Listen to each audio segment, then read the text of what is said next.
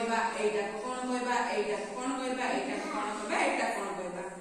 ଏଟାକୁ ଆମେ ବୁଢା ଆଙ୍ଗୁଳି କହିବା।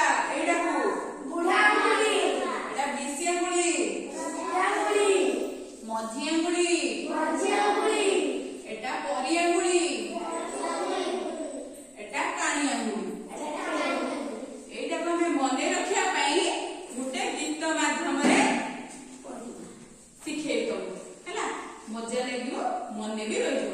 ଠିଆ ହେଇଯିବ ସବୁ ଜାଗାରେ, ମୁଁ ଯେମିତି ଯେମିତି କହିବି ମୋ ପଛେ ପଛେ ତମେ ସେମିତି କହିବ।